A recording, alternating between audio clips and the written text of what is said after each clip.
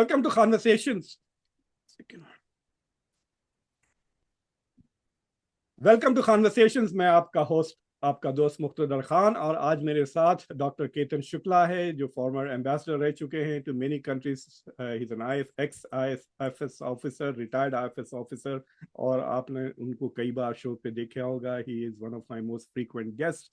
और आज हम डॉक्टर शुक्ला से बात करेंगे US foreign policy towards Gaza, लेकिन उससे पहले प्राइम मिनिस्टर नरेंद्र मोदी की विजिट Washington DC, जहाँ पे he was one of the earliest visitors to Washington DC। उनकी मुलाकात जो डोनाल्ड ट्रंप के साथ हुई, उसके बारे में बात करेंगे। और अगर वक्त है तो we will talk a little bit about India में जो कंट्रोवर्सी चल रही है F-35 के को लेकर। सो Shukla ji, welcome to conversations. नमस्कार। बिल्कुल सर, शुरू करते हैं। पहला सवाल यही है कि आप कैसा देखते हैं डॉक्टर नरेंद्र मोदी जी की visit to Washington DC. India में तो काफी सेलिब्रेशंस हो रहे हैं that it was diplomatically a big success. आप कैसा देखते हैं? विजिट अच्छी रही। कह सकते हैं कि भाई जो ब्रह्मांड था वो थोड़ा बहुत चालू है, पर कूलिंग पीरियड आ गया है 4 साल का, तो उसकी थोड़ी बहुत इम्पैक्ट दिखाई दे रही है। ये जो विजिट हुई उसमें पहले से ही लग रहा था, क्योंकि विजिट जब हुई उससे पहले ही प्रेसिडेंट डोनाल्ड ट्रंप ने कई चीजें अनाउंस कर दी थी, और जो उम्मीदें थी कि ये पर्टिकुलरली विजिट के बाद, तो हम एक तरह से कह सकते हैं कि ये विजिट में स्ट्रेटेजिक से ज्यादा सिंबॉलिक रहा। प्रोटोकॉल सब ऑब्जर्व किए गए, पर जो जियोपॉलिटिकल सिचुएशन है, तो उतना एक्सपेक्टेशन था उतना इंडिया के लिए नहीं हुआ। एक बहुत साल पहले एक बहुत इंपॉर्टेंट रुपीस और रूबल में हुआ था। उस टाइम एक बात हुई थी कि सुपर पावर को more things are given generously by the India, जो रूबल रेट का होता, उसी तरह का हम एक कह सकते हैं, और उससे थोड़ा ज्यादा भी हुआ है कि super power and developing country close ally. पर अब एक चीज ये है कि ये जो नई गवर्नमेंट है उसमें ज्यादा diplomatic niceties, diplomatic formalities and other things are very difficult. तो ये सोच के ज्यादा ग्राउंड वर्क हुआ होता तो अच्छा होता, क्योंकि ये चौथी विजिट है। इसके पहले किंग ऑफ जॉर्डन आए थे, अब्दुल्ला टू, और उनका हम जब गाजा डिस्कस करेंगे तो उनकी जो हालत हुई थी, उसके बाद सीसी ने अपनी विजिट कैंसिल कर दी इजिप्ट के, जी हाँ। कि ये मौका और माहौल इतना अच्छा नहीं है। जो सबसे इंपॉर्टेंट चीज डिस्कस हुई वो F-35 पर, आपने कहा बाद में हम डिस्कस करते हैं। बाकी जो चीजें थी वो लग रहा था कि टैरिफ में एक WTO में है कि डेवलप कंट्रीज को और कॉलोनियलिज्म के बाद सभी कंट्री को एक अपॉर्चुनिटी मिलनी चाहिए, इसलिए टैरिफ में कई तरह की चीजें थी जो अभी तक एक नॉर्म्स था कि country can put more tariff and everything. पर अब ये लग रहा है कि WTO, जैसे कि WHO से निकल गए हैं, ICHR से निकल गए हैं, अमेरिका USAID बंद कर दी है, तो ये सब उम्मीद रखना बेकार है। पर ओवरऑल सिचुएशन ये हो रही है कि जो वर्ल्ड ऑर्डर था, आइदर पॉलिटिकली और economically, it is going to change drastically, and in this situation it would be very difficult situation. अब इसमें सबसे पहले 1 अप्रैल से उन्होंने कहा कि हम रेसिप्रोकल टैरिफ डालेंगे। अब रेसिप्रोकल टैरिफ यदि देखा जाए तो दो फिगर है। इंडिया कहता है कि हमारी एवरेज 11% है, यूएस की 3.3, पर CNBC ने टैक्स सर्विस निकाली 17% एंड 3.3%। अब कोविड के बाद जो सब इकोनॉमी रिसेशन के बाहर आने के लिए जो ट्राई कर रही थी, और ट्रम्प की जो थियरी है टैरिफ, और हम विजिट को मानते हैं टैरिफ को तारीफ, तो इसमें दिक्कत ये होगी कि $38 ट्रिलियन डेट है, $38 ट्रिलियन का GDP रेस अमेरिका की इकोनॉमी है। तो इंडिया के जो टॉप 10 कंट्रीज है ट्रेड पार्टनर, उसमें एक ही कंट्री सरप्लस है, जी हाँ, और इंडिया। वो कंट्री है अमेरिका, $45 जी हाँ। बिलियन। दूसरी चीज ये है कि इंडिया इतना बड़ा ट्रेड डेफिसिट हमारा नहीं है। यदि देखा जाए, चाइना के साथ $300 बिलियन है, यूरोपियन यूनियन के साथ $250 बिलियन है, मैक्सिको के साथ 100 बिलियन से ऊपर है, और कनाडा का $60 बिलियन के आसपास है। तो इसमें एक चीज शायद हो सकती थी कि इंडिया को थोड़ी रियायत मिल सकती थी, और लोगों की उम्मीद थी लेकिन सर द प्रॉब्लम ये था कि फॉर एग्जांपल अगर आप इंडिया का ट्रेड देखें, it is about 120-130 billion dollar के करीब है, और इंडिया के एक्सपोर्ट्स 70 है और इंपोर्ट्स मतलब 70-80 के ऊपर है, और इंपोर्ट्स आर $45 हाँ $35 हाँ। इधर वे। लेकिन जितना ट्रेड डेफिसिट है अमेरिका का, it is actually now I think more than US exports to India. तो वो अगर दोनों फिगर्स अगर ट्रम्प के, इट डिपेंड्स ऑन ट्रम्प को क्या दिखाते हैं उसके असिस्टेंट, राइट। हाँ, खाली डेफिसिट अगर दिखाते हैं तो बोलेंगे अरे यार ये तो मेक्सिको और कनाडा तो बहुत ज्यादा है इसे, लेकिन बोलेंगे कि हमारे एक्सपोर्ट्स हमारे ट्रेड डेफिसिट से कम है, that will irritate and trigger and से ये इतना बड़ा मुल्क है, फिफ्थ बिगेस्ट इकोनॉमी, कुछ खरीदता भी नहीं है और ट्रेड डेफिसिट भी है, so it begins to look negative that way ना। it depends on नहीं, how पर it is आपकी presented to बात them। एकदम सही है, पर इसमें एक चीज है कि जी जो गवर्नमेंट होती है, तो उसके बारे में यूएस मीडिया जो कहता है कि it is engineered in efficiency. एक एक्सपीरियंस होता है, एक डिप्लोमा, जो बैकग्राउंड वर्क होता है।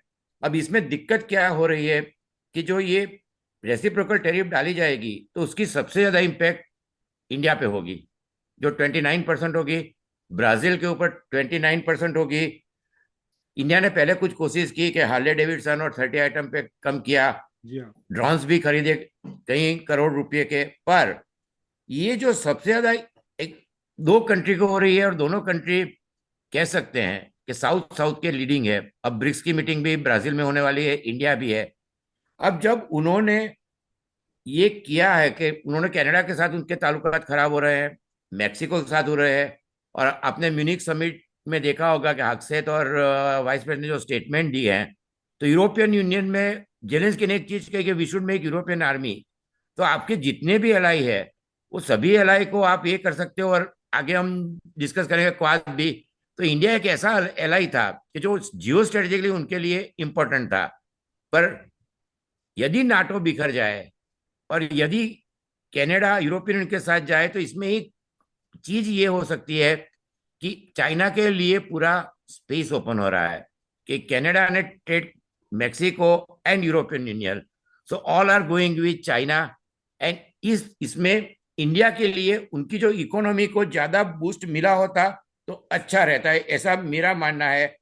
क्योंकि जो फॉरेन हमारी जो करेंसी है, इसमें एक चीज दूसरी ये होगी कि हमारी ट्रेड डेफिसिट ज्यादा है अभी, और रुपये काफी वीक हो रहा है। और यदि CAGR देखा जाए कि जो 5 साल की एवरेज यदि हम निकाले, तो वाजपेयी में 1.58 था, मनमोहन सिंह में 3 था, पर ये गवर्नमेंट में 11 साल में वो 4% के आसपास आ रहा है। और आपने देखा होगा कि लास्ट 4 महीने में FII ने 1.5 लाख करोड़ के आसपास पैसे निकाल लिए हैं।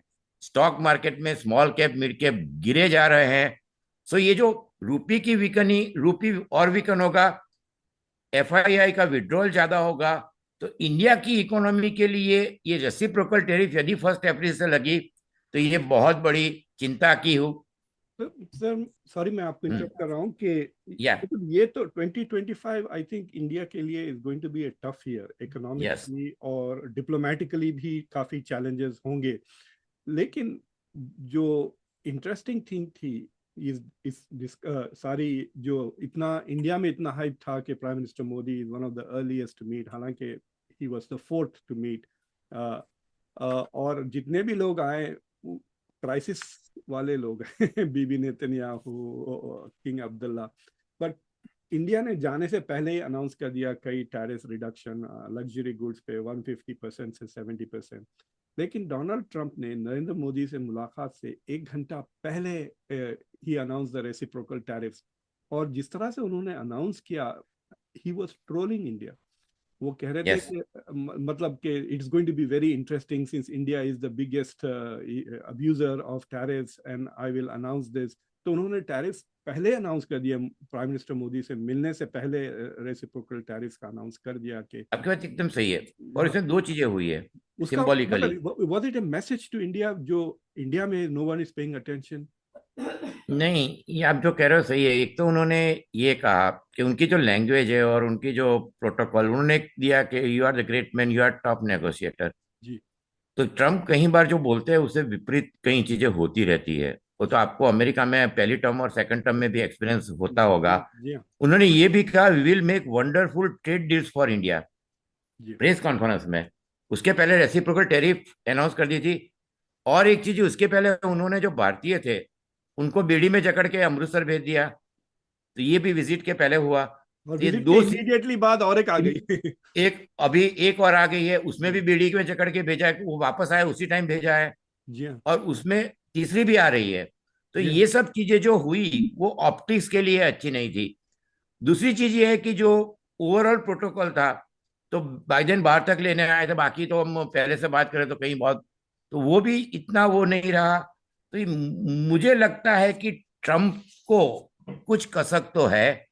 उन्होंने, प्राइम मिनिस्टर ने उनको कहा, उनको याद कराया मोटेरा की मीटिंग, हाउडी एंड ऑल सब चीजें, जी हाँ। पर बॉडी लैंग्वेज से ऐसा कुछ लगा नहीं कि इससे ट्रम्प को कोई ज्यादा प्रसन्नता हुई और कि इनके उनके पर कोई उसकी इम्प्रेशन हुई हो। जी अब जो कुछ अच्छी चीजें हुई है उसको डिस्कस कर लेते हैं, बाकी चीजें और भी आएगी। एक जी तो हाँ। उन्होंने प्रेस कॉन्फ्रेंस में जो कहा वो भी बहुत ब्रिक्स, जी हाँ। उन्होंने प्रेस कॉन्फ्रेंस में कहा कि I will put 100% tax and now BRICS countries are afraid to talk, and they will tell we will beg you not to do it and BRICS is dead। तो ये उन्होंने press conference में कहा। We are the founder member and next meeting is in Brazil. इसमें हमारे लिए एक dilemma ये रहेगा कि ब्रिक्स के जो फाउंडर मेंबर है, साउथ अफ्रीका, ब्राजील, रशिया और चाइना, उनको ज्यादा इफेक्ट नहीं हो रही है सब चीजों से। जो ये विजिट के बाद इंडिया को सबसे ज्यादा इफेक्ट होगी। अब दूसरी चीज उन्होंने चाइना के लिए कही कि जो हमारे प्रेस वालों को पूछनी नहीं चाहिए थी कि how you will feel about China and this thing, तो उन्होंने ये कहा कि after Covid I was, now I feel is a very good, we are not competing with him. उन्होंने उनको बुलाया था, वो चाइना जाने वाले थे, जी हाँ। और उन्होंने साथ में ये भी कहा कि we are ready, there is a very big border tension, I am ready to help. ये जो मुद्दा था कि जो हमेशा इंडिया के लिए सेंसिटिव, हम पाकिस्तान के साथ भी एक्सेप्ट नहीं करते, अब चाइना में उन्होंने जो कहा, जी हाँ। ये एक इतनी चीजें जो हुई उसके अंदर, माइग्रेंट का जो मुद्दा था उसके बारे में कोई बातचीत नहीं हुई। उसमें एक चीज अवॉइड हो सकती थी कि जो इंडिया ने कहा कि हम किसी भी कंट्री से जो भी माइग्रेंट आएंगे, जो इंडियन उनको लेने को तैयार है। अब एक दूसरी चीज ऑल ओवर वर्ल्ड हो रही है, Britain, Australia, Canada, even Malaysia, all are changing immigration law. तो ये सब कंट्री में ब्रिटेन ने इवन राउंड अप करना शुरू किया है। जी तो हाँ। ये सब की जो, और कनाडा तो है ही, कनाडा तो हम अब उसको गिनते नहीं है कि भाई वो तो ऑलरेडी अलग। सर, इससे इंडिया का जो देखिए पिछले 10-15 साल में वन ऑफ द थिंग्स जो नरेंद्र मोदी के लिए काफी, क्या कहना चाहिए, उपलब्धि कहते हैं या इट वाज एडवांटेजियस, कि जो इंडिया के डायस्पोरा का जो राइज हुआ है, it was along with Modi's term, और and Modi, unlike the Congress, did a good job of accessing and एक तरह से आप कह सकते हैं वेपनाइज कर दिया है डायस्पोरा को। तो इंडिया की काफी मतलब इज्जत हो रही थी कि इंडियंस इतने टैलेंटेड हैं, इतने स्मार्ट हैं, सीईओज हैं वगैरह, ये बहुत चला, आपने देखा होगा 2-3 साल पहले। लेकिन अब उल्टा हो गया है, अब Indians are getting deported, Indians are the third biggest illegal migrants. India इतना अगर तरक्की कर रहा तो इंडियंस इतना भाग क्यों रहे हैं मुल्क को छोड़ के। मतलब इंडिया के जो गुजरात है जहाँ पे आपने थोड़ी सर्विस भी की है, is suppose to be the model state of India, सबसे ज्यादा डंकीज वहां से आ रहे हैं। सो एक किस्म से इंडिया का जो सॉफ्ट पावर है उसको डेंट कर दिया जा रहा है। मतलब we are becoming like Africa, जहाँ से गरीब लोग भाग कर आ रहे हैं अमेरिकन मतलब रिच कंट्रीज को।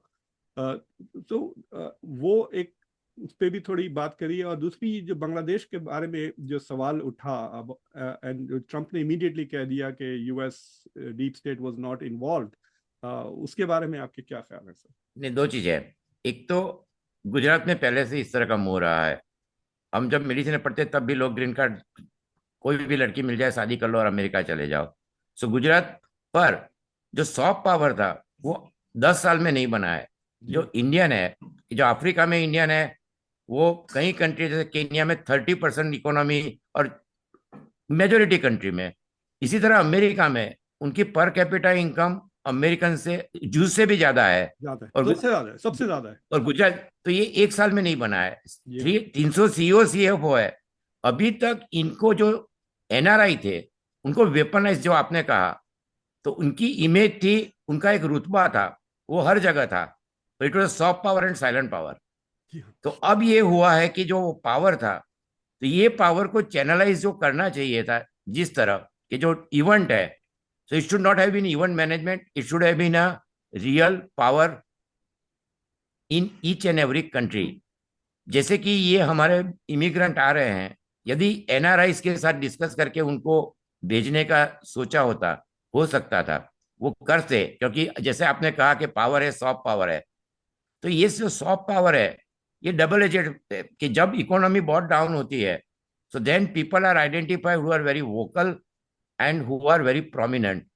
तो गुजरातियों का मैंने ओवर द इयर्स देखा है कि they are very silent, they don't come out, they do their business, they have their prominence, they have tremendous political power, but they had never come out, just like what China has done, even better than Gujaratis. You will never find Chinese people, and some of the country they are more in number than Indian in Africa, Yeah. पर आपको दिखाई नहीं देते थे। तो ये जो आप कह रहे हैं ना, इसका एक ये है कि उसका रिएक्शन थोड़ा बहुत आ रहा है, और आप हर एक कंट्री में देखिए कि जो अल्ट्रा राइट है, इवन ऑस्ट्रेलिया है, इंग्लैंड है, तो इंग्लैंड के प्राइम मिनिस्टर को भी उनको नहीं चाहिए, पर उनको भी ये करना पड़ रहा है, वो भी रेस्टोरेंट में रेड लगा रहे हैं।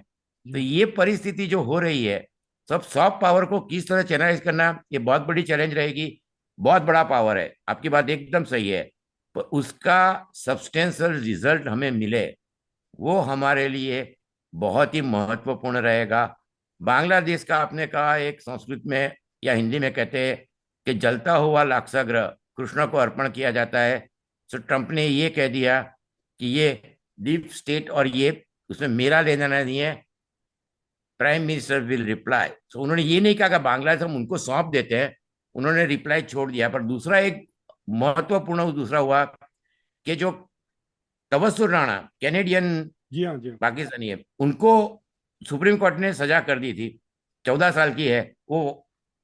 सुप्रीम कोर्ट ने तो इसमें जो मिला, पर दूसरा जो क्वेश्चन पूछा इंडियन जर्नलिस्ट ने कि खालिस्तान पुनून के बारे में क्या कहना है, कुछ नहीं कर उन्होंने दो बार, एक बार कहा आपका वॉइस बढ़ाइए, दूसरी बार कहा रेज योर वॉइस, तीसरी बार कहा your accent is so bad I can not understand your question, and that was something again.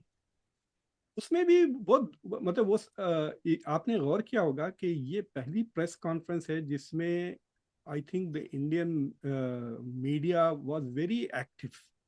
मतलब मैंने इतना पॉइंटेड सवाल, मतलब मुझे ऐसा लग रहा था कि ये किसी ट्यूटर के पास जाके ना, और हमको अच्छा सवाल दो सर, बिकॉज आदत नहीं है ना इनको सवाल करने की। इंडिया में तो इस तरह के पॉइंटेड सवाल करते ही नहीं, यहाँ पर आके काफी सीरियस सवाल कर रहे थे। लेकिन जब बांग्लादेश पे सवाल आया कि what do you think about the deep state, he said that the US deep state was not involve.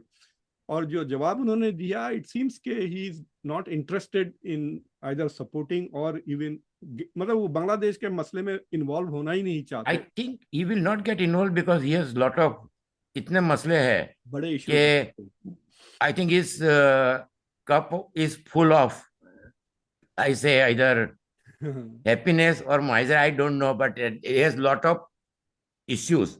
तो इसमें ये दिक्कत है कि अब ये जो माइग्रेंट का भी हुआ, उसमें एक दूसरी चीज स्टेटमेंट की कि दिस इकोसिस्टम एंड एजेंट्स, उसमें थोड़ा कह सकते थे कि they came for economic reason and it is going on over the year and all, whole America is immigrant country.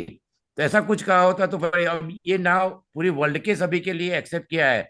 Chief press conference ये की है, जर्नलिस्ट क्वेश्चन पूछ रहे थे, पर उसमें कोई क्वेश्चन इस तरह के नहीं थे जिससे इंडिया को बहुत फायदा हो या इंडिया की फेवर में हो, जिससे कि जैसे मैंने कहा कि ये पुनून का क्वेश्चन पूछा तो he avoided and even fired the journalist. तो that is not a good thing in international forum में ये चीज, इस तरह की चीज डिस्कस हो। अच्छी चीजें कुछ हुई है, जो एक हम कह सकते हैं कि autonomous system industry alliance for next decade, अब इसमें joint development and IPO ownership हो तो बहुत अच्छी चीज होगी। अगर पहले हमने डिस्कस किया था India transforming the relationship utilising strategic technology trust and Indus innovation, कि जिसमें क्वांटम, आर्टिफिशियल, सेमीकंडक्टर चिप्स, ये सब चीजों में joint production and technology transfer हो तो इंडिया के लिए, और ये भी मैं हमेशा कहता हूं कि 3 या 5 साल में हो। अब जो 10-15 साल इस तरह की गैप नहीं रहेगी नई जियोपॉलिटिकल सिचुएशन में।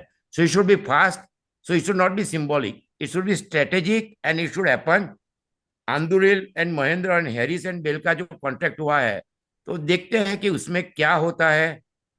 सर, एक पॉलिटिकल साइंस में एक कॉन्सेप्ट है कॉल्ड गवर्नमेंटैलिटी। गवर्नमेंटैलिटी यानी सरकार को हैज टू प्रिटेंड कि हम कुछ कर रहे हैं ऑल द टाइम, वरना लोग बोलेंगे कि गवर्नमेंट क्या कर रही है। जैसा कि आप एयरपोर्ट पे जो सिक्योरिटी देखते हैं, a lot of it is useless, मतलब वो सिर्फ the government is trying to assure public के देखो हम कितना आपके लिए कर रहे हैं। तो मुझे लगता है कि इंडिया की जो सिविल सर्विस के लोग हैं वो बहुत हार्ड वर्क करके ये एक्रोनिम्स, ये शॉर्ट फॉर्म्स, ये वो मिसाल के तौर पे आप देखिए पिछले 2 साल से क्रिटिकल टेक्नोलॉजी पे इतने बातें हो रहे हैं। अजीत डोवल अमेरिका आए थे, आपको याद है, जेक सलीवन से हम्म। मिले, सेमिनार्स यस। में डिपार्टमेंट ऑफ डिफेंस। फिर जेक सलीवन इंडिया आए, ICT critical technology cooperation joint ventures. 2 साल तक बातें होती रही अबाउट दिस, कुछ भी उसका मुझे प्रोडक्ट अभी तक नजर नहीं आया। अब यह आके वो आईसीटी जाके वो ट्रस्ट बन गया है, there is a new acronym, नया प्रोजेक्ट। तो मुझे लगता है कि I think these are things that India is demanding and American are saying ठीक है डाल दो मेमोरेंडम में ऐड कर दो ये सारी चीजें, but they are not acting on it. Like F414 पे कोई जिक्र नहीं हुआ। मतलब आपको याद है 2 साल पहले जब मोदी यहाँ आए थे तो इतनी धूम थी कि फाइटर जेट्स का इंजन मिल रहे हैं, अभी तक वो फाइनलाइज भी नहीं हुई है वो डील। नहीं, पर फॉरगेट इसमें अबाउट। दिक्कत जो आप कह रहे हैं एकदम सही है, इसलिए मैंने कहा ना कि पहले हम कहते थे 10 साल है, 20 साल है, अब 5 साल भी नहीं है, मेरा ऐसा पक्का मानना है। क्योंकि जो जियो पॉलिटिक्स है काफी चेंज हो रही है। आपने ये एक्रोनिम की बात कही तो 3 तो अच्छे थे, ट्रम्प को भी पसंद है। 1+1 इज नॉट 2 बट 11। दूसरा था मागा एंड मिगा। अब मागा एंड मिगा में इसको संस्कृत में कहे मेधावी, जिस बनता है MEGA, MEGA। मेगा। तो इस तरह के एक्रोनिम से कोई ज्यादा फायदा, आपकी बात एकदम सही है। एक्रोनिम में एक अच्छा हुआ है इसरो और नासा का स्पेस शटल का, पर इसमें भी ज्यादा टाइम लेंगे तो हमारे लिए कोई ज्यादा अच्छा नहीं रहेगा। उसका नाम है Nisar. ISRO is fantastic. Even मैं जब होनोलुलु डिफेंस कोर्स में आया था एशिया पैसिफिक में 45 कंट्री में, तभी भी उनकी किताबें और नासा वाले कहते थे कि it is 10% cost of America and better resolution than Russia and America. So ISRO is one of the very big success story. तो ये यदि हो जाए तो अच्छा है। Defence cooperation under water domain awareness, वो भी अच्छा कंसेप्ट है। उन्होंने क्वाद की बात की, क्वाद इज वेरी इंपॉर्टेंट। पर क्वाद में भी अब ये एक चीज है कि now Jio politics is will not like a walls. It is like Lamba, Brazilian Lambada. It is shifting so fast, moving so quickly. तो क्वाद में G20 में हमने 2020 में एक मिडल ईस्ट कॉरिडोर की बात की है, I2U2 है। तो ये सब चीजें जल्दी नहीं होगी। जैसे चाइना 1990 तक हमारे से $200 पर कैपिटा इनकम कम थी, वहां से आज 24 में उन्होंने जो 19 में टैरिफ अमेरिका ने लगाई, उसके बाद जो चेंजेस किए हैं, that all those things are paying off. कि यूरोपियन यूनियन में 30% उनकी BYD कार है, मैक्सिको, कनाडा अब करेगा। तो ये चीजें हमें, हमारे पास भी 4 या 5 साल है, तो इसमें हमें ये करना पड़ेगा। उसमें 3 रीजन है। एक तो Trump is very enamoured with the Putin ji, Kim, all this people. दूसरा एक नया प्रपोजल आया है जो लोग मिस कर गए हैं। पुतिन और ट्रम्प के कॉल में एक बात हुई थी कि याल्टा की तरह एक समिट करें पीजी में। तो यदि ये समिट ट्रम्प पुतिन तो करेंगे, पर पुतिन आजकल जी के सबऑर्डिनेट, उसमें कोई बियॉन्ड डाउट है। पुतिन जी और ट्रम्प तीनों मिलकर यदि कोई समिट हुई तो इसीलिए जेलेंस्की जो यूरोपियन आर्मी की बात करे और लोग म्यूनिक में तालियां बजा रहे थे, इसका एक रीजन ये है कि ये तीनों कंट्री यदि करे तो कनाडा, ग्रीनलैंड, ये जो ट्रम्प बातें कर रहे हैं और जो यूक्रेन की हालत है, ये हमारे लिए बहुत कॉम्प्लिकेटेड सिचुएशन है। We will talk about that, मतलब इन ए वीक और टू के क्या हो रहा है यूरोप के साथ। बेसिकली ये हो गया है कि अगर ट्रम्प मैनेजेस टू हैव, जैसा आप कह रहे हैं, शी जिनपिंग और पुतिन के साथ एक मेजर ग्लोबल ऑर्डर, तो जो सो कॉल्ड मल्टीपोलर जो सेकंड टियर स्टेट है जिसमें इंडिया, ब्राजील इस तरह और का कुछ करे, ये सब विल बिकम इररेलेवेंट। सर, आपने मिडल ईस्ट की बात की तो मैं सोच रहा था कि आपसे ये भी पूछ लें कि जो ट्रम्प की जो एकदम उन्होंने जो प्रपोजल दिया है गाजा को लेकर, it is complete reversal of the two state solution, मतलब he is trying to abolish the idea of two state solution. तो आप कैसा देखते हैं, और इंडिया का क्या रिस्पांस था? मतलब जब इंडिया, जयशंकर ने कुछ नहीं कहा उसके बारे में, he dodge that question in Rajya Sabha, लेकिन उसके बाद मिस्री साहब ने, जो इंडिया के फॉरेन सेक्रेटरी है, उन्होंने कहा कि हमारी पॉलिसी में कोई तब्दीली नहीं आई, तब्दीली नहीं है। लेकिन he made no comment on the new statement, मतलब उन्होंने, because prime minister Modi was going to go, बिल्कुल जीरो जीरो क्रिटिसिज्म आ रहा है अगर आप गौर करें ऑन एनी इश्यू पे। इंडिया इज अपने आप को voice of the global south कहती है, लेकिन is not criticising Trump on anything. Criticism खाली यूरोप से आ रहा है और दूसरे ग्लोबल साउथ कंट्री से आ रहा है। तो आप कैसा देखते हैं ये जो तब्दीली आ रही? मुझे लगता है कि ट्रम्प को क्रिटिसाइज करना मुश्किल लग रहा है मुझे फिलहाल, अभी के स्टेज में। जी क्योंकि जब हम ट्रम्प को जो मिले तो उसमें कुछ हमने एग्री किया है, इसके गाजा के बाद हम डिस्कस करेंगे। तो इसमें यह है कि ये जो 4 फरवरी को सडनली ट्रम्प ने जो कहा कि Gaza as a rubble and I would like to build Riviera, तो इसमें 3 4 चीजें बहुत इंपॉर्टेंट है। आपने देखा होगा कि ये एक नाथानियाहू के लिए नई लाइफलाइन है। जी हाँ। फर्स्ट थिंग, जो अमेरिका आए थे, this a new lifeline for Netanyahu, क्योंकि जो 72 गो करके उन्होंने तेल अवीव में बहुत बड़ा डेमोन्स्ट्रेशन हुआ, आज उन्होंने कैबिनेट मीटिंग भी बुलाई है। गाजा में एक तो एक चीज बहुत ही दुखद है कि जब ये 4 में से 2.2 million people were displace, nearly 90% population is displace, majority 90% houses are destroyed, and worst thing is 1.8 million high level of acute food and 150,000 catastrophic food shortage, और टोटल 50 मिलियन टन डिबेरीज है। तो अब ये जो गाजा की अभी हालत है, अभी भी वेस्ट बैंक में तो ये चल ही रहा है। तो अरब कंट्रीज अभी तक, इसमें हम कह सकते हैं कि उन्होंने कोई इतना बड़ा स्टेटमेंट दिया नहीं था। तो उनके लिए एक वेकअप कॉल था, और डोमिनो इफेक्ट है कि जब ट्रंप ने कहा, और आपने देखा होगा कि किंग अब्दुल्ला गए थे जॉर्डन में, बहुत सीरियस रिएक्शन आए हैं कि उन्होंने यहां तक कहा कि मैं 2000 कैंसर और चिल्ड्रन जो पेशेंट है उनको लूंगा, और बोल नहीं पाए। पर उनकी भी हिम्मत नहीं थी कि कमिट करे या कुछ बोल सके या अगेंस्ट बोले।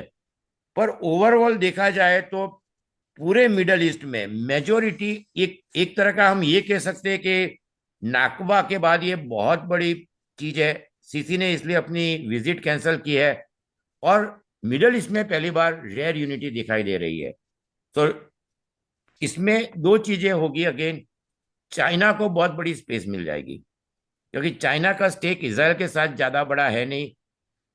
सऊदी अरेबिया के प्रिंस सलमान ने भी कह दिया कि this proposal is not acceptable, और हम इसराइल के साथ अब आगे कोई चर्चा नहीं करेंगे। सर, आपको लगता है कि ये लोग प्राइवेटली, मतलब Mohammed bin Salman is obviously having private conversations with Jared Kushner, इसमें कोई शक की बात ही नहीं है। हाँ, वो तो है ही। हाँ हाँ। और फिर king Abdullah is also probably having meetings, at least Marco definitely Marco Rubio से तो बात किए मार्को उन्होंने। रूबियो हाँ। इसी तो इसराइल में। तो इज इट पॉसिबल कि ये प्राइवेटली कुछ और कह रहे हैं और पब्लिकली कुछ और कह रहे हैं, इसलिए ट्रम्प कह रहे हैं नहीं नहीं हो जाएगा हो जाएगा? ट्रम्प इज सो कॉन्फिडेंट कि इजिप्ट और जॉर्डन में ये चले जाएंगे, because they are privately saying कि we cannot acknowledge but once you start deporting them we will happily accept। इस तरह की कुछ बातें कह रहे हैं because नहीं, वो बहुत कॉन्फिडेंस से कह रहे हैं। जी हाँ वो कह रहे हैं they will go, I will get it done. या पर इसमें लाइक कॉन्फिडेंस कहाँ से आ रहा है? मतलब फौज वो का इस्तेमाल कॉन्फिडेंस तो करेंगे? उनका रहता ही है कि Canada will, Greenland will join America, Canada will become 51 state. तो ये कॉन्फिडेंस तो है, पर दो चीजें हमें देखनी पड़ेगी। एक तो फरवरी 20 को इजिप्ट, जॉर्डन, कतार एंड यूएई मिल रहे हैं, उसमें मोहम्मद अब्बास आया ज्वाइन करेंगे। पर एक यूए की एक ऑफिसर ने स्टेटमेंट दिया है कि there are very few option but they have to leave. अब उसका रिएक्शन नहीं है, पर ये खाली एक सिंपल था, it is very to them. तो ये एक स्टेटमेंट है। कैरो में अरब लीग की जो समिट होगी, that will be very important, 27 तारीख को। जी और यूएन में अभी एक जो आपने कहा अरब ग्रुप यूएन में मिला, तो आपको बहुत दिनों बाद सुनाई दिया होगा नाम का नाम, कि article 49 of the fourth Geneva convention of 1949 backed by Arab ambassador from OIC and non-aligned movement. तो नॉन अलाइन मूवमेंट में एक ऑप्शन है साउथ, ग्लोबल साउथ में इंडिया के लीडरशिप के लिए, जो आपने कहा कि हमारा जो स्टैंड है, स्टैंडर्ड स्टैंड है, वही स्टैंड को रीइटरेट करे। तो नाम, क्योंकि अब जैसे मैंने कहा कि ये मल्टीपोलर वर्ल्ड हो रही है, उसमें हर एक country including Africa, Asia, Latin America, Middle East, they have to look for some kind of breathing space और सम काइंड ऑफ लीडरशिप। और दूसरी चीज उन्होंने ये कही कि इमीडिएट जो यूएनएससी रेजोल्यूशन 2735 है कि immediate ceasefire no changing demography and territory. Malaysia Japan ने अनाउंस किया कि we will do for reconstruction. तो इसमें जो ये 27 तारीख की मीटिंग है, क्योंकि अरब हिस्ट्री आपको पता है सिंस इंसेप्शन ऑफ इजराइल, सो इसमें ये है कि अब ये पीछे क्या बात हो रही है। पर मुझे दो चीजें है कि Sisi cancel his visit, he can not afford because of Muslim Brotherhood, he will not afford to support. Same thing is for Jordan. Jordan में लोग मानते हैं कि पैलेस्टीनियन कम है, ऐसा नहीं है। उनके जो वो पर जो नकाबा से गए हैं, तो आज के दिन में 70% of the Jordan population is Palestinian. जी हाँ, पर नाइदर ऑफ देम, उनमें से कोई भी उनको एब्जॉर्ब नहीं कर सकते। जी हाँ, तो इसमें दिक्कत ये। और दूसरी चीज है जो एमएसबी ने कहा कि take them to Alaska, he will not dare to say it. और चाइना के साथ उन्होंने बहुत बड़ा एग्रीमेंट किया है अभी सलमान एयरपोर्ट पे कॉरिडोर के लिए। सो ओवरऑल अरब कंट्री में कोई भी कंट्री, यूएई जो बोल रहा है वो भी मुझे नहीं लगता है समिट में बोलेगा। तो ये सभी कंट्री के लिए उनकी इंटरनल सिचुएशन ऐसी नहीं है कि they can throw Gaza under the bus. मतलब ये जो ट्रम्प का जो आइडिया है, देखिए पहले तो जब पैलेस्टीनियंस के ऊपर वायलेंस होता है उनके खिलाफ, तो पब्लिक सिंपैथी तो अरब वर्ल्ड में बढ़ जाती है। So the Arab countries are dealing with pro Palestine sentiment.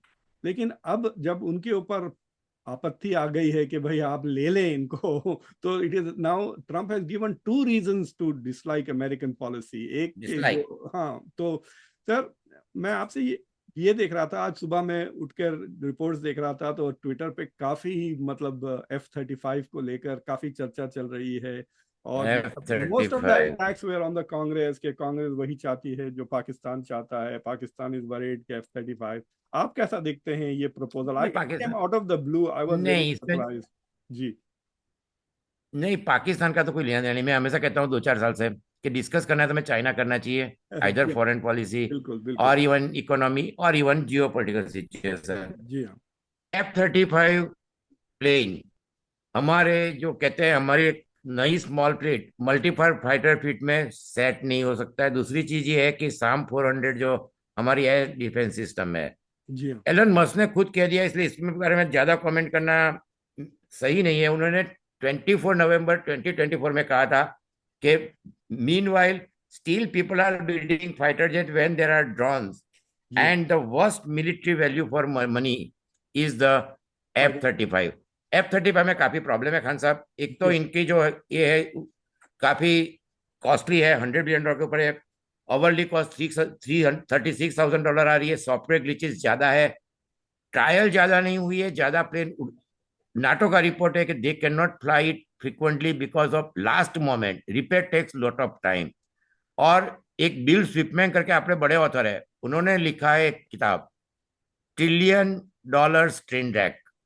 तो जो मस्क कहते हैं वही मैं कोट करता हूं, some US weapon system are good albeit over price, वो तो जो ये है, but please in the name of all that is holy let us stop the worst military value for money in history, that is F-35 program. तो ये Israel Japan को दिया गया है, नाटो में है, तुर्की को नहीं दिया गया था। हमें दिया जाए, ये कह सकते हैं कि हमें दिया जाए, पर जो कॉस्ट है और उसके फ्लाइंग आवर्स है एंड हमारी जो रिक्वायरमेंट है, एक पर इसमें भी आपने जो कहा ब्यूरोक्रेटिक, इसमें कई साल लगते हैं एक्वायर में। एक चीज हो सकती है कि यदि ये प्लेन का engine and technology with intellectual, तो वो तो मिलना मुश्किल लग रहा है मुझे, कि जो हमारे तेजस फ्लाइट अटक रही है, तेजस के प्लेन की स्क्वाड्रन, वो भी बोइंग के इंजन है और उनके स्पेयर पार्ट नहीं आ रहे हैं। तो हमारे लिए F-35 आउटडेटेड हो जा रहा है। क्योंकि अब तो चाइना ने 6 जनरेशन एयरक्राफ्ट ला दी है।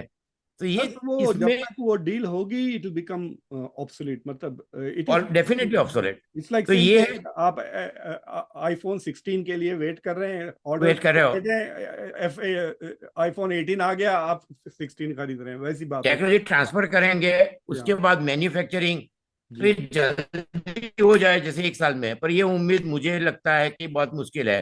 तो ये तो इसीलिए है कि जो पहले हमने डिस्कस किया, ट्रेड जो टैरिफ का पारस्परिक टैरिफ जो डाल रहे हैं, तो F-35 खरीदने का बात हुई है। दूसरी जो बात हुई है वो न्यूक्लियर, न्यूक्लियर में एक क्लॉज है कि लायबिलिटी फॉर द सप्लायर, वो क्लॉज शायद ट्विस्ट करने की बात हो रही है, ज्यादा अच्छी नहीं है। तीसरी बात ऑयल, ऑयल हमें रसिया $20 कम में, अमेरिका कनाडा से ऑयल लेता है, oil quality is not very good, refining is very difficult and transportation is very costly. सब ये 35-40 बिलियन डॉलर में जो हमें डील मिले हैं, जी they are not very not good deal. Fantastic हाँ, और तो सभी। तेल का तो बहुत ही महंगा पड़ेगा सर। एंड बहुत महंगा पड़ेगा, या नॉट एकदम सही है ओनली आपकी बात। दैट, प्रॉब्लम ये है कि आपने देखा होगा कि इंडिया की बैंक से, खासतौर से State Bank of India is not, मतलब it is not approving any purchase of Russian oil. तो वो तो बंद हो गया है इमीडिएटली, जैसा सैंक्शंस अनाउंस हुए थे। बास तुरंत बंद हो गया था। हाँ, बास शिप्स विथ ऑयल जो चाइना के पोर्ट्स पे बैठे थे, उन्होंने डाउनलोड नहीं किया तेल, वैसे ही वापस वो आ रहे हैं। सो उस सैंक्शंस के डर से तो रशियन ऑयल तो गया फ्रॉम इंडियन मार्केट। या तो India go back to Iraq, UAE और सऊदी अरब जहां से वो ले रही थी। लेकिन अगर वो ले रहे हैं। डेफिसिट कम करने के लिए अगर यूएस से खरीदते हैं, तो they will have to do it in the next few months. मतलब दैट इज द प्रॉब्लम। जो अमेरिका प्रॉमिस कर रहा है वो तो सालों लगेंगे आने के लिए, लेकिन जो इंडिया को देना है यस, वो तो like it is next week they will be expecting an order of billions of इसमें dollars of एक oil. चीज, एक चीज ये भी है ना कि America is importing from Canada. जी हाँ। यदि कनाडा ने जो उनके ऊपर टैरिफ और जो बात हो रही है, सो न्यूयॉर्क में अंधेरा हो जाएगा, मिनेसोटा में अंधेरा हो जाएगा। जी तो हाँ। जी इंडिया को देने की जगह ये नेगोशिएट हो सकता है कि this is not going to solve their problem and our problem, but it will big problem. और इसमें एक प्रॉब्लम ये भी होगा कि अब ब्रिक्स की मीटिंग हो रही है, जी उसी टाइम हमारा डिफेंस, ऑयल, तो रशिया भी वहां आएगा। रशिया इज अवर 50 और मोर देन 55% हमारे जो प्लेटफॉर्म एंड डिफेंस इंपोर्ट है। जी हाँ। जी तो कांग्रेस, यूएस कांग्रेस ने एक रिपोर्ट निकाला है कि in next 10 years India will buy $200 billion armament. Possible है, वी आर बिगेस्ट इंपोर्टर। तो इस परिस्थिति में we should identify the things which are good for India, technology transfer, या जैसा आपने कहा इतने सारे प्रोजेक्ट अटके हुए पड़े हैं। So instead of oil and F-35, if we take all the project of AI, quantum and other thing and start building in India, जैसे ये आर्टिफिशियल इंटेलिजेंस की बड़ी इंस्टीट्यूट की बात कर रहे हैं, क्योंकि ये एक ऐसी चीज है कि strategic is more important then symbolic. आपने देखा होगा IIM IIT बनाया था हमने, रशिया ने भी हेल्प की थी, जर्मनी ने भी की थी, अमेरिका ने भी की थी। और ये जो हमारा सॉफ्ट पावर है वो उसी उसी की वजह से जी हाँ। इसरो, जी हाँ। जी हाँ। बाबा एटॉमिक, तो ये उसमें सभी ने, तो we should now try to take more technology, absorb more technology and production in India, then and then we will have some kind of breathing space for next few years. क्योंकि Canada के पास raw material है, Mexico में manufacturing raw material है, China is manufacturing hub. तो ये सब country को दिक्कत नहीं होगा। और Brazil, again Brazil 80s and 90s में it was the country, highest trade surplus Brazil की होती थी। तो ये सब कंट्री और हमारी सिचुएशन कंप्लीटली डिफरेंट है, and that I see we should try to negotiate with America, explain them कि we are Quad member, we are the very important geo strategical country, and they should try to speed up the sir, मैं पहली बार things which are very important. मैं पहली बार Brazil को दिसंबर में पहली बार गया था, मतलब और काफी दिन मैं रुका वहाँ। इस बार मेरी बेगम भी गई थी, तो we stayed few extra days और दूसरे शहर वगैरह भी देखे। So when I was looking at Brazil, मतलब जब आप शहर में फिरते हैं, उनके इंस्टीट्यूशंस के साथ इंटरैक्ट करते हैं, तो what was interesting was कि जितना India is prepared to deal with foreign trade, foreign tourists, Brazil is not prepared. अंग्रेजी किसी को नहीं आती, सिर्फ पोर्चुगीज बोलते हैं वो, and they are like it is impossible to deal with anybody वहाँ पर. But I also पहली बार मुझे समझ में आया कि जो वर्ल्ड बैंक जो डिस्टिंक्शन करता है ना, lower middle income and upper middle income, यानी India is lower middle income और Brazil is upper middle income, वो फर्क मेरे को पहली बार समझ में आया इन रियल टाइम. मतलब पेपर पे तो मुझे पता है कि ठीक है इट इज, और जीडीपी पर कैपिटा पे फर्क, क्या फर्क है बिटवीन 2500 एंड 4500, राइट. लेकिन जब देखा तो मुझे समझ में आया कि ब्राजील डेवलपमेंटली इंडिया से आगे है, एटलीस्ट 10-15 साल आगे है. एंड सो ये एंड इट इज बहुत नॉट सालों वेरी से आगे है. हाँ, और नहीं इट पर is not very impressive, that is the नहीं, problem. I speak fluent Portuguese is my language and I was in Brazil for 3 years in 90 to 92. जी जी ब्राजील का उस जमाने में भी मैंने जैसे कहा कि 15 साल तक ट्रेड सरप्लस जर्मनी और चाइना उनसे भी ऊपर रहा है.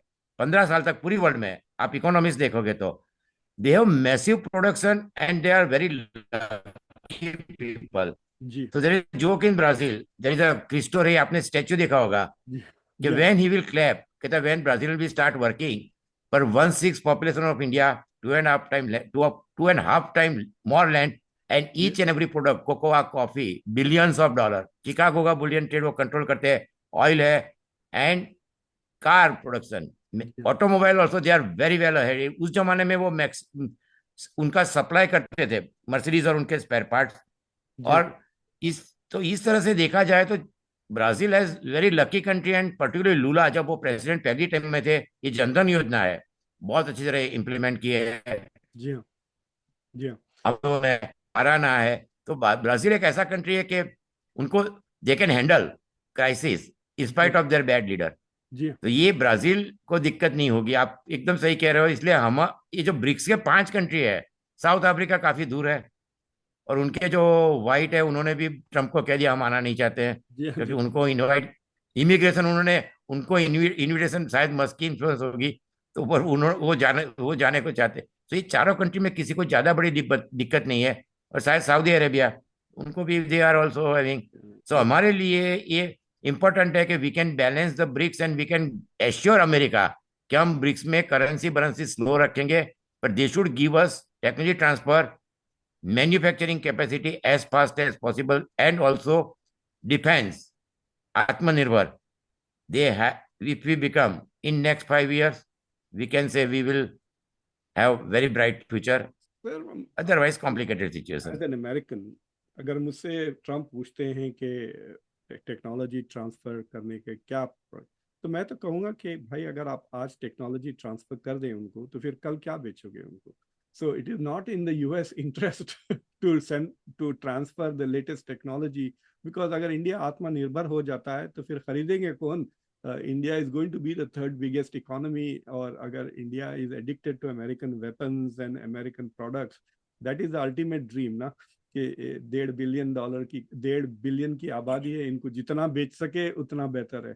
Sir thank you very much for coming on the show. और इतने एक मिनट, इसमें जो आप कह रहे हो ना, इसमें एक आर्ग्यूमेंट है कि our trade deficit means with America उनकी 35, पर लॉन्ग टर्म में सप्लाई चेन में we can be more reliable than China और any other country. That we have to convince them कि you if we become self reliance in defence, even we will help them in Quad, we can Asia, Indo-Pacific. So these things we have to convince and we have to convince them, we will deliver them.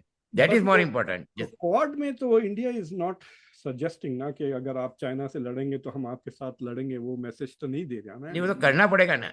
अब ये तो ये है कि अब situation के Trump ही कहते China हमारा दोस्त है. जी हाँ, तो हमारा भी कोई झगड़ा नहीं है, पर in a long term foreign policy is a long term thing. बिल्कुल. So US also, other bureaucrat, they know what is going to happen after 4 years or 5 years. So that is more important, and that is, I think, our diplomacy, how we achieve that goal. Sir thank you very much for coming on the show. आपने इतने सारे मुद्दों पर इतनी लंबी discussion हुई है. Thank you very much. और सुनने वाले हैं आप लोग तो देख रहे हैं कि जिस तरह से हमारे शो पर इम्पोर्टेंट लोग आते हैं। प्लीज़ कॉन्वर्सेशंस को सब्सक्राइब करें, वीडियो को लाइक करें, बेल आइकॉन ज़रूर दबाएं और इस वीडियो को दूसरों के साथ ज़रूर शेयर करें। Shukla ji, thank you very much for coming on. नमस्कार, शुभ रात्रि। बिल्कुल।